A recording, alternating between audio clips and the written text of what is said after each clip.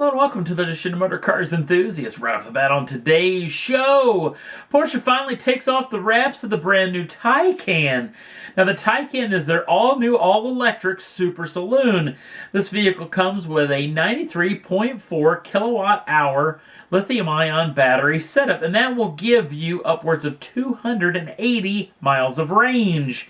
Now, if you use their biggest charging system at 270 kilowatts, that will allow you to get 100 kilometers or 62 miles of range back in just 5 minutes of charge time. Now, because Porsche really hasn't got a hold of this whole electric thing, the Taycan comes in two different trim levels, the Turbo and the Turbo S. Yes, even though it doesn't have a turbocharger in the vehicle at all. The twin electric motor setup will give you, in the Turbo, 616 horsepower. Now, with the overboost feature, that balloons up to 670 horsepower. That rockets the 5,132-pound machine to 60 in just 3 seconds flat, with a top speed of 162 miles an hour. The Taycan Turbo comes with a starting price of $153,310 US, and they haven't exactly come out and said exactly when these things will be in showrooms, but we'll definitely keep you in tune of what we hear. Now, if you bump up to the Turbo S, the Taycan Turbo S, that comes again with those twin electric motors, making 616 horsepower, but with the overboost feature, with the extra power, will come in at 750 horsepower. Now, that vehicle will rocket its 5,121-pound frame to 60 in just 2.8 seconds, with a top speed that's same as the Turbo at 162 miles an hour. Starting price for the Turbo S comes in at $185,000. Both of these vehicles are heading to the Frankfurt Motor Show. Hopefully we'll know a whole lot more of just when exactly these things will be hitting dealer showrooms. It's going to be real interesting too in that kind of little fight with the Tesla Model S, which is kind of their biggest crosstown rival. When it comes to the performance, the P100D does go a lot quicker to 60, but it doesn't have near the top speed that the Taycan has. It's going to be interesting to see what the Taycan Turbo and the Taycan Turbo S actually fall into Porsche's lineup. Is this going to be something that you're going to see a lot of Porsche fans actually gravitate to? Is this going to bring new folks into the Porsche files? So it's going to be real interesting to see what the take rate is. There are rumors that this thing's going to be hitting dealer showrooms the early part of 2020, but we'll definitely keep you in tune of what we hear.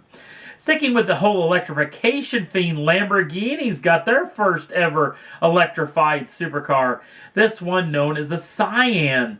The Cyan, which kind of's got a little bit of that, a lot of people are pointing towards it looks a little Countach-esque from way back in the day. I still think it looks a little bit more like the old Gallardo and even the old Huracan.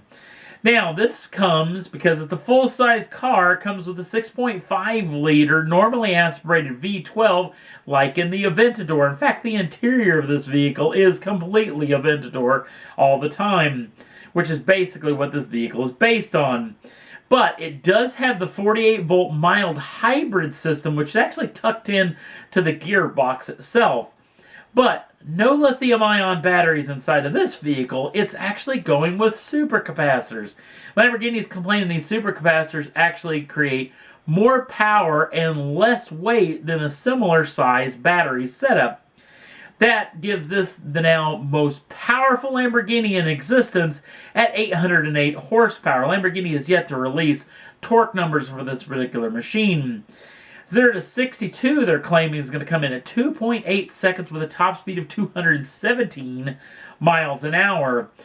Now, that's pretty much all we know about this vehicle. It, too, is heading to the Frankfurt Motor Show, where hopefully we're going to hear a whole lot more about what Lamborghini may have, including for the new Cyan. Last up on the list, we've been into the last 2 episodes with a lot of tragic and sad news. This time, we're going to end up with some good news. This is 55-year-old Doug Kalitta. Doug Kalitta started out his racing career in the USAC Midget Series till finally he got into the legend, Conrad Kalitta, legend in the NHRA drag racing, says his uncle actually gave him a shot back in 1998 at the Top Fuel car. And Doug Kalitta, who is a legend, at least in the current modern day era of Top Fuel drivers, the man's finished second in the points, barely getting eked out in the points championship. Well, now 4 or 5 times in his 22-year career, waged over 500 NHRA events. But the biggest race on the calendar, the big go, the U.S. National, has always eluded him in his 22-year career. Well, that ended Labor Day Monday. Doug Kalitta finally wins the U.S. Nationals in his 11,000 horsepower Top Fuel dragster with a top speed of 4.144 seconds at 212.43 miles an hour.